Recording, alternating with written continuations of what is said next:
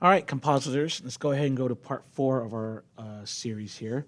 So we, in part 3, created all these surfaces that we want to cast light. So let's go ahead and now add some lights to match our scenery here. Um, but before we do that, I think I do need to tilt my walls just a bit here. You can see how like my walls are quite not meeting my perspective. So I'm gonna go ahead and do that right now.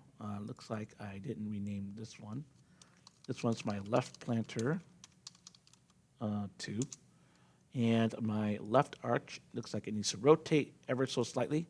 I want to rotate, if I go to my rotate tool, in the blue. So I'm gonna move it a little bit over to the right like that.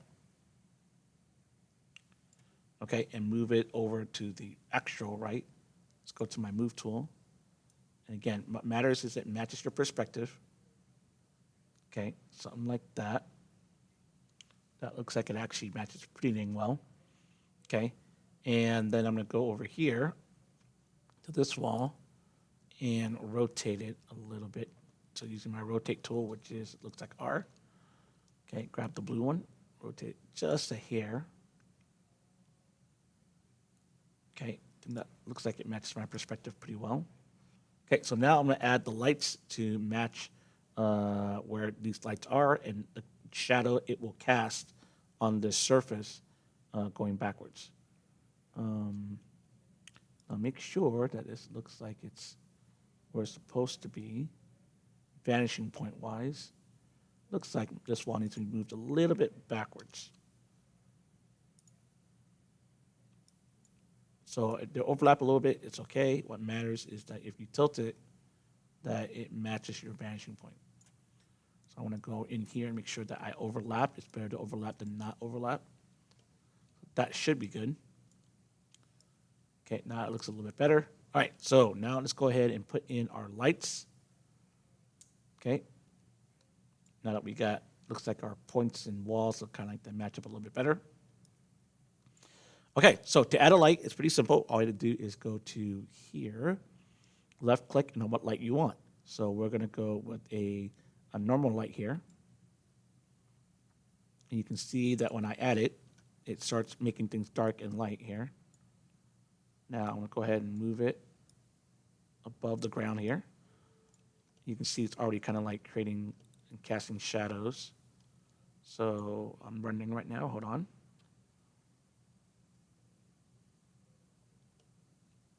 Alrighty, so I'm gonna go ahead and move it in there, move it up. And basically I want it to match, so this is kind of hard because of the perspective view here.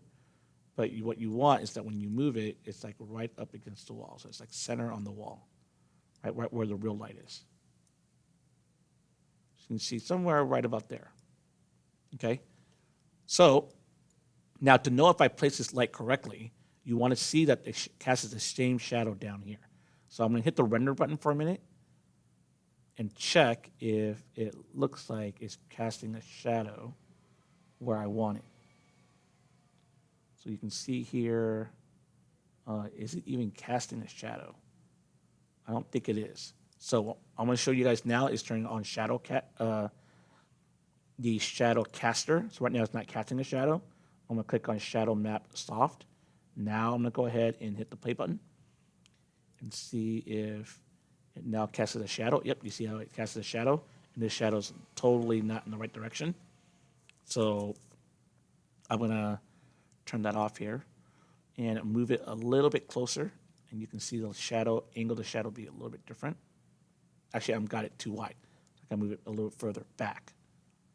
Okay, now let's try it. And just seeing if I can get the light to cast the correct shadow.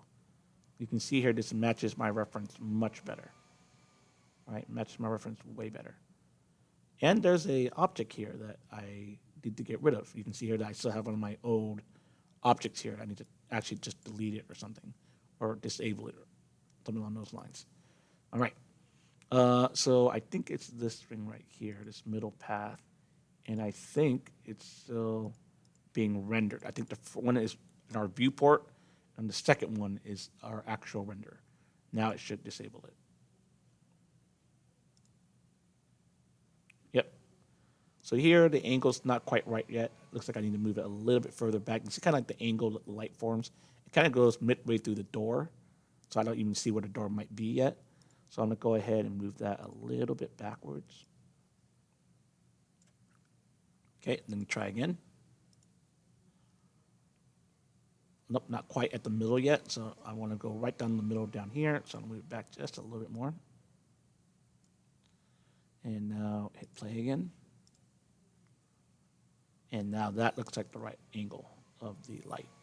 All right, looks like it's about halfway, maybe a little bit too far. Maybe I go a little bit closer, just a hair closer. Okay, so we can get just about right. Okay, looks good. Okay, now obviously the shadow's not gonna be this dark. I'm gonna lighten it up by adding some ambient lighting. But for now, this looks good. Okay, and I'm gonna go ahead and create a duplicate of this. So I'm gonna call this one the right light. Control C, Control V. And this will be my left light. Okay, and I'm gonna move it somewhere over here. Now again, the idea is that I move it somewhere in the center of the wall so that it casts the correct angle of lighting. It looks like it's in the center. It looks like it's almost in the center. Maybe a little bit more down. Maybe I'll move this one a little bit down too. Looks like it's not in the center of the light. That looks like the center of the light. Okay, so now let's go ahead and hit play and see what we got in terms of lights. Okay, you can see the angle of this one is not quite right yet. This one actually kind of looks almost like right in the middle of the door, or maybe even short of the middle of the door. So it is shorter, but it's going to probably be like right around there. So you can see the color of the lighting coming a little bit better. All right, so if I want to do that, I probably need to move it a little bit closer.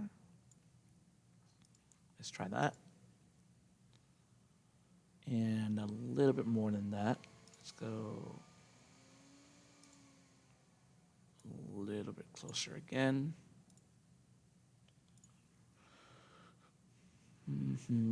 Probably a little bit closer again, probably right about there.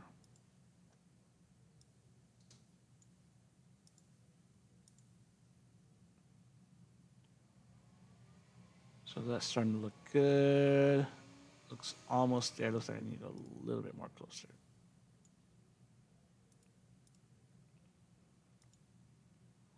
Give it time to render. Still rendering, still rendering.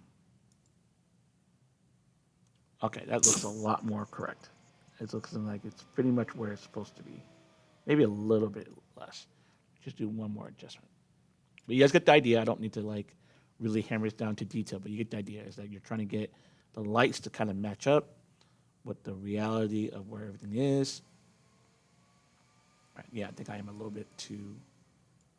Now I'm a little bit too close. Let's move it just a tad bit further out. Yeah, that looks a little bit better. Actually, I don't know. That looks about right. Maybe maybe my wall needs to be a little bit closer. It's hard to tell, but it looks like my wall could be a little bit closer, and that will fix the issue. But I don't want my vanishing point to be different, but it could be just slightly different. Let me just move my back wall just a hair. Don't want to ruin my vanishing point too much there. Should be about right. Let me turn on the, let's turn on the display. Let's go there. Now go back to lines.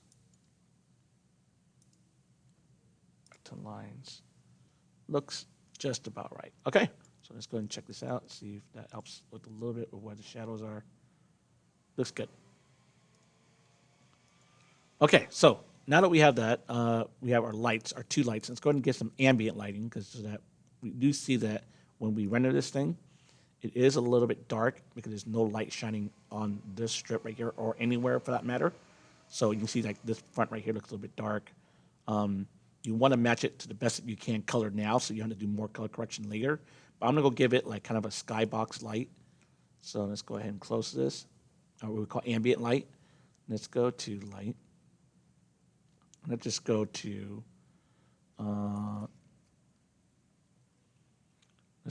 not sure which one's the best one to use for this. Target light, area light. I think we're going to use area light for the other one. PBR light. Let's see what that does. So where's my PBR light?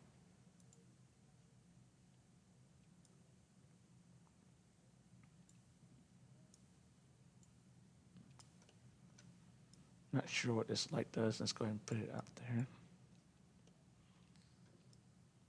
It says it uses area light. Let's go and see how this affects our render.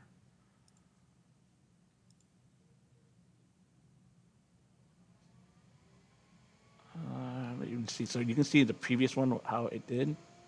So it does add some lighting here, right? But it's definitely not strong enough. So this light general details is already kind of an area light. Yeah. It casts no more shadows. Yeah, that light is not very strong for whatever reason, even though we have 100-degree intensity. Let's try 300%. Now let's see how this goes. Maybe it's going to be way too bright now. Actually, not too bad. Probably a little bit less. Maybe go 200 or something like that. So let's go, I'm not even sure the angle's well, but let's go kind of up in the sky. Let's say we got like a skylight and it's kind of casting light everywhere. So let's try it now, see what we got. By the way, you can actually click render to picture viewer or something. Let's just render to picture viewer. Okay, I think that gives a good area light, kind of gives some ambient lighting here. So the only last one is going to do a area light. Okay, I want to click here, add one more light to our lights. I want to add an area light, and you can see the area light right there. And let's go ahead and move it up over here. Move it in the front of our shot, somewhere right there where the camera is. Okay, I want to rotate it a little bit. And let's see how this light works and its intensity and what kind of shadow cast it does. We'll go ahead and click play. See how it looks. And you can see now we get more light on the front. So the front ones don't do as